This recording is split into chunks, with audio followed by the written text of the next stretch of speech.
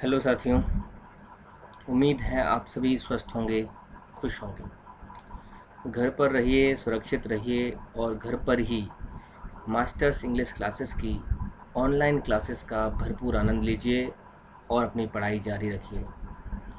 पिछली क्लासेस में हमने आर्टिकल के कुछ रूल्स देखे थे। जो लास्ट में हमने रूल पढ़ा हुआ था वो रूल आपके सामने स्क्रीन पर पहले से ही है, ताकि आप लोग कनेक्ट कर पाएँ पिछले वीडियो से। तो आज हम इसके आगे बढ़ेंगे, लेकिन आगे बढ़ने से पहले आप सभी से मैं कहना चाहूँगा कि जो भी इस वीडियो को देख रहे हैं कृपया लाइक ज़रूर कर दें और अब कम से कम अपने एक दोस्त को ज़रूर इसको शेयर करें। तो आगे बढ़ते हैं। पिछली क्लास में हमने ये पढ़ा था कि कंपैरेटिव डिग्री के पहले भी हम आर्टिकल द लगाते हैं।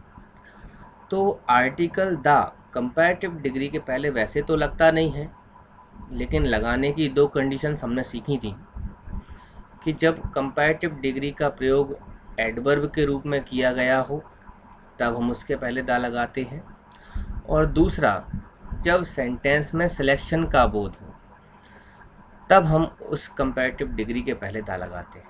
और जब सिलेक्शन का बोध होता है सेंटेंस में तब सेंटेंस में ऑफ द टू दिया रहता है। तो ये दो रूल थे जो हमने पिछली क्लासेस में देखे हुए थे। आज हम आगे बढ़ रहे हैं। तो देखिए, जो 10 नंबर का और 11 नंबर का रूल है ये हम पहले कर चुके हैं, ठीक है। आज हम बढ़ेंगे आगे। 12 नंबर का जो रूल है ये देखें। ये आप पहले से ही जानते हैं, हर क्लास में इसने आपको पढ़ा है और सभी लोगों ने इस रूल को तो देखा ही होगा कि द का प्रयोग यूनिक वस्तुओं के पहले किया जाता है। यूनिक वस्तुएं जैसे जो दुनिया में अद्वितीय हैं, उनके समान दूसरा है नहीं, उनको हम यूनिक कहते हैं। जैसे कि अर्थ है, सन है, स्टार्स हैं, यूनिवर्स है, वर्ल्ड है, इसके अलावा मून है, इक्वेटर। इक्वेटर का मतलब होता है भूमध्य रेखा। तो ये भी दुनिया भर में एक ही है। तो जो चीज़ें यूनिक होती हैं उनके पहले हम आर्टिकल द लगाते हैं। तो बड़ा सा सामान्य रूल है, स्क्रीनशॉट लेते जाएं और नोट करते जाएं।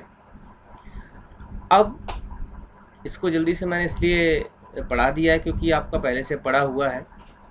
नेक्स्ट रूल हम देखते हैं, ये आपके काम का है, जो आपकी क्लासेस में काम आएगा, आपके एग्ज़ाम्स में काम आएगा। 13 नंबर का रूल देखें, क्या लिखा हुआ है इसमें। द का प्रयोग ऑर्डिनल एडजेक्टिव्स, पुस्तक में लिखा हुआ है क्रमवाचक विशेषण, के पहले किया जाता है। अब ऑर्डिनल एडजेक्टिव्स क्या होते हैं, पिछली क्लासेस में हम बहुत अच्छे तरीके से जान चुके हैं कि एडजेक्टिव क्या होते हैं। तो जब हम एडजेक्टिव चैप्टर पढ़ेंगे तब मैं आपको बहुत डिटेल में बताऊंगा कि ऑर्डिनल एडजेक्टिव्स होते क्या हैं। लेकिन फ़िलहाल मैं बता देता हूं कि इंग्लिश में जो नंबर्स होते हैं यानी न्यूमरल्स होते हैं, संख्याएं जो होती हैं, उन्हें हम 3 प्रकार से बोल सकते हैं। उनके 3 प्रकार हैं। पहला कार्डिनल। कार्डिनल का उदाहरण जो होता है वो होता है 1 2 3 4 5 6 7 8 और जहाँ तक आप गिन सकें, ये सारे कार्डिनल नंबर्स हैं। इसके बाद नंबर्स आते हैं ऑर्डिनल नंबर्स। ऑर्डिनल नंबर्स का मतलब होता है जैसे कि first, second, third, fourth, last, previous, next. ये हमें ऑर्डर बताते हैं, क्रम बताते हैं। और तीसरे प्रकार के होते हैं मल्टीप्लिकेटिव, जैसे कि single, double, triple, 4 fold, 5 fold. इस तरह के नंबर्स कहलाते हैं मल्टीप्लिकेटिव नंबर। तो साथियों, जो ऑर्डिनल एडजेक्टिव होते हैं जैसे कि first, second, third, fourth, fifth, last, previous, next, ये सारे जब भी आते हैं किसी वाक्य में तो इन एडजेक्टिव्स के पहले हम आर्टिकल द लगाते हैं। अब उदाहरण देखें कैसे। जैसे कि हमने यहाँ पे लिखा हुआ है द नेक्स्ट बस। तो नेक्स्ट एक ऑर्डिनल एडजेक्टिव है, इसीलिए हमने इसके पहले द लगाया हुआ है। फर्स्ट प्रेसिडेंट ऑफ इंडिया, तो फर्स्ट आपका ऑर्डिनल एडजेक्टिव है, इसलिए पहले हमने फर्स्ट के पहले द लगाया हुआ है। इसी तरह द सेकेंड पेज में देखिए, सेकेंड फिर से ऑर्डिनल एडजेक्टिव है, इसलिए हमने इसके पहले भी द लगाया हुआ है। आगे देखें, the last page, the third floor. Floor मतलब होता है, आप जानते हैं, मंजिल। तो लास्ट भी एक ऑर्डिनल एडजेक्टिव है, इसलिए इसके पहले द लगाया, और थर्ड भी एक ऑर्डिनल एडजेक्टिव है, इसलिए इसके पहले भी हमने द लगाया है। उम्मीद है आपको समझ में आया होगा ये रूल कि हम ऑर्डिनल एडजेक्टिव के पहले द हमेशा लगाते हैं। कुछ उदाहरण से भी इसको समझाया है, देखें। Doctor Shahid is the first person to arrive in the meeting. तो देखें, फर्स्ट, FIRST, मैंने कहा था अर्जुन बनिए। अर्जुन बनिए का मतलब वहाँ फोकस कीजिए जो चीज़ हम पढ़ रहे हैं। अभी हम आर्टिकल्स पढ़ रहे हैं, हमें पूरे सेंटेंस पे फोकस ना करके फ़िलहाल जो फोकस करना है वो आर्टिकल पे करना है कि आर्टिकल का यूज़ सही हुआ है या नहीं हुआ है। तो फर्स्ट ऑर्डिनल एडजेक्टिव था, इसीलिए हमने इसके पहले क्या लगाया हुआ है, द लगाया हुआ है। उम्मीद है आपको समझ में आया होगा। और देखें next example, the first chapter of this book is very difficult. कौन सा चैप्टर?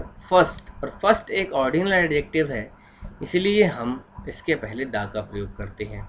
तो बहुत काम का रूल है, फ्रिक्वेंट आने वाला रूल है, तो साथियों याद करते जाएं, साथ में नोट भी करते जाएं।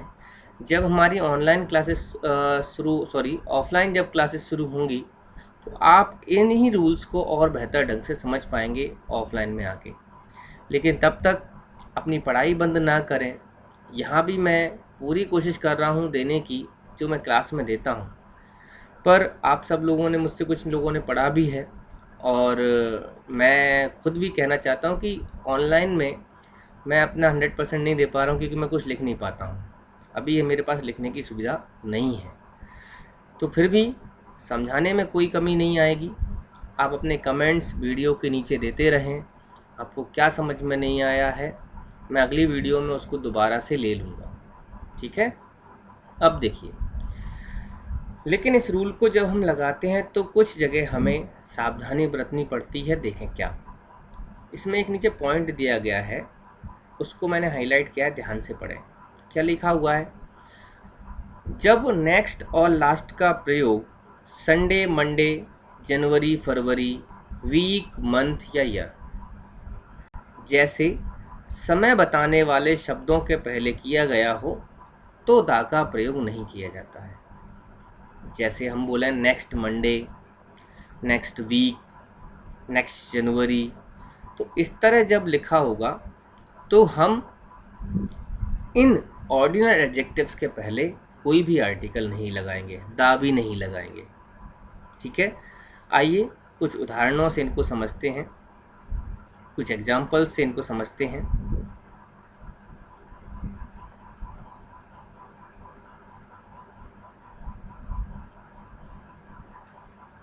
जैसे देखें, Soni and Moni came here the last week. अब देखिए इसमें क्या था, इस सेंटेंस में लास्ट तो दिया है और ऑर्डिनल एडजेक्टिव है। तो अभी हमने थोड़ी देर पढ़ा था कि ऑर्डिनल एडजेक्टिव के पहले हम आर्टिकल द लगाते हैं। बिल्कुल लगाते हैं, आपने बिल्कुल सही पढ़ा है। लेकिन कब नहीं लगाते हैं? जब पीछे लास्ट के बाद, नेक्स्ट के बाद क्या आ रहा हो, वीक, मंथ, ईयर, जनवरी, फरवरी, संडे, मंडे, यानी ये शब्द जब आ रहे हों नेक्स्ट और लास्ट के पीछे, तो उनके पहले हम आर्टिकल द नहीं लगाते हैं। उम्मीद है आपको समझ में आया होगा। तो इस तरह से देखा जाए तो ये सेंटेंस क्या है, गलत है। इसको सही कैसे लिखेंगे? सही लिखने का तरीका ये है कि Soni and Moni came here last week. The last week नहीं, क्या लिखेंगे, लास्ट वीक, और ये पूर्णता सही होगा। अब देखें next example, I met Suman the last Tuesday. अब देखिए लास्ट के बाद ट्यूसडे आ गया है, तो हम लास्ट के पहले द नहीं लगाएंगे। जिसमें द लगा है वो गलत है, लेकिन जिसमें लास्ट के पहले द नहीं लगा है वो वाला सेंटेंस सही हो जाएगा। क्यों हो जाएगा सही? क्योंकि लास्ट के बाद ट्यूसडे आ रहा है, ठीक है। उम्मीद है आपको समझ में आ गया होगा। इस स्क्रीन का स्क्रीनशॉट ले लें, बाकी के एग्जाम्पल्स आप खुद समझने की कोशिश करें, ये आपके होमवर्क में है। चलिए आगे बढ़ते हैं। नेक्स्ट रूल है, बहुत इम्पोर्टेंट रूल है साथियों, दोस्तों, ये याद करने वाली चीज़ है। थोड़ा सा आप याद करेंगे, थोड़ा सा मैं समझाऊंगा और पूरा याद हो जाएगा, ठीक है।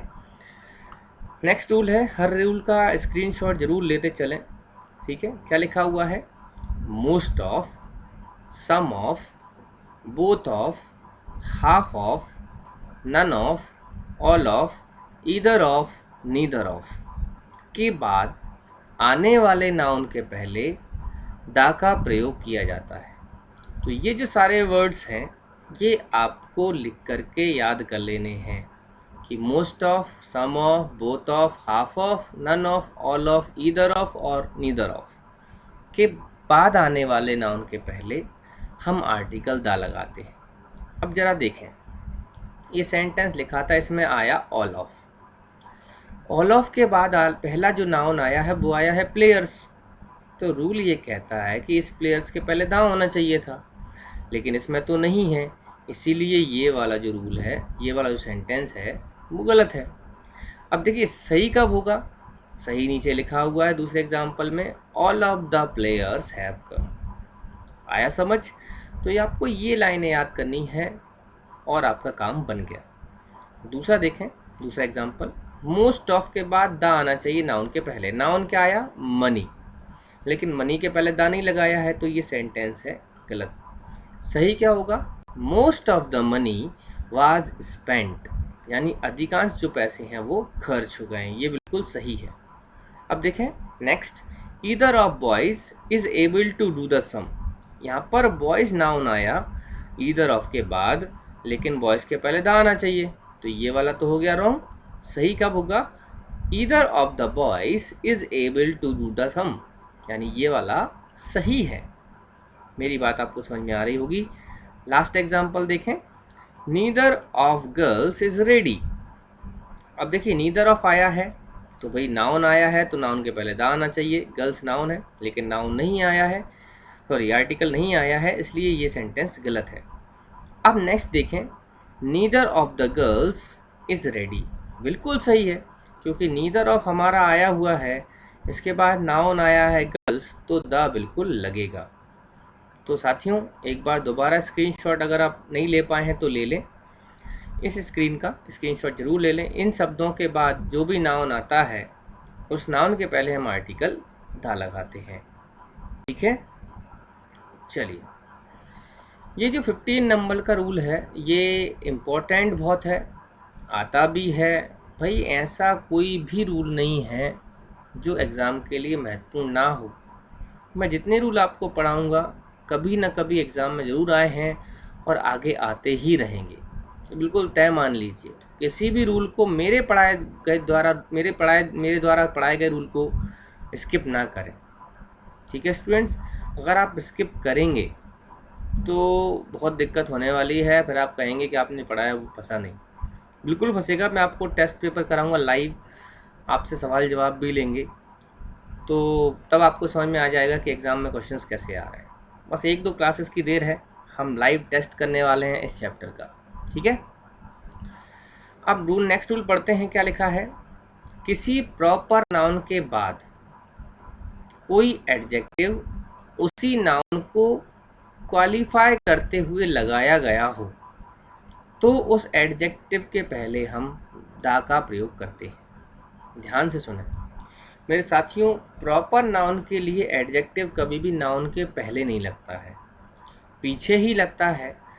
और पीछे जब एडजेक्टिव लगता है प्रॉपर नाउन के तो हम दा भी लगाते हैं। जैसे एग्जाम्पल देखिए, नेपोलियन द वॉरियर, वॉरियर मतलब होता है योद्धा, तो नेपोलियन द वॉरियर। जैसे हम हिंदी में भी बोलते हैं अशोक महान, महान अशोक नहीं बोलते हैं, क्या बोलते हैं? अशोक महान। तो क्या बोला जाएगा? Ashoka the great. तो द ग्रेट आया किसके लिए? अशोका के लिए। तो अशोक के बाद जो भी ये जो आप लगा रहे हैं एडजेक्टिव, उस एडजेक्टिव के पहले क्या आता है? द आता है। हिस्ट्री में बहुत कम ऐसे लोग हैं जिनके साथ हम ग्रेट लगाते हैं, जैसे अशोका, अलेक्जेंडर, अलेक्जेंडर मतलब सिकंदर, ठीक है। तो याद रखें अकबर, तो 3-4 लोग ही हैं, उन्हीं में से एग्जाम्पल्स आते हैं। तो याद रखें, मैंने आपको कुछ एग्जाम्पल्स बोल दिए हैं, बिल्कुल ऐसे के ऐसे ही पेपर में आने वाले हैं। ठीक है स्टूडेंट्स, आगे बढ़ते हैं। क्या लिखा हुआ है 16 वाला देखते हैं। दा का प्रयोग व्यक्तियों के वर्ग या जाति को बताने के लिए किसी एडजेक्टिव के पहले किया जाता है। दा का प्रयोग व्यक्तियों के वर्ग या जाति को बताने के लिए किसी एडजेक्टिव के पहले किया जाता है। अब देखिए दोस्तों, हमने सीखा था कि अकेले एडजेक्टिव के पहले हम एन नहीं लगाते। ठीक है, सीखा था हमने, एडजेक्टिव के बाद नाउन होना ज़रूरी होता है, लेकिन अगर अकेले एडजेक्टिव हमें दिया हुआ हो और उसके पहले दा लगा हो तो नाउन लगाने की ज़रूरत नहीं होती है। जैसे द पुअर अगर लिखा हुआ, पुअर का मतलब आप लोग सब जानते हैं गरीब, लेकिन गरीब एक एडजेक्टिव है, विशेषण है, ना कि नाउन। लेकिन अगर हम द पुअर लिखें तो इसका मतलब हो जाएगा गरीब लोग।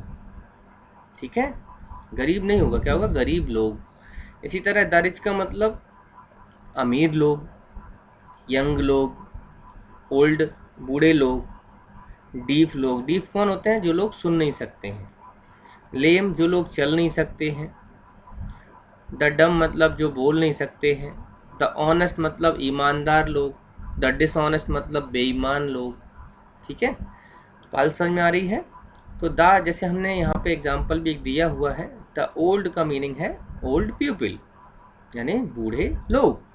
ठीक है, तो याद रखें, कहीं आपको ऐसा लिखा हुआ दिखे तो उसका सीधा सा मतलब है कि वहाँ पर वो लोगों की बात कर रहे हैं। ठीक है स्टूडेंट्स, अब आगे पढ़ते हैं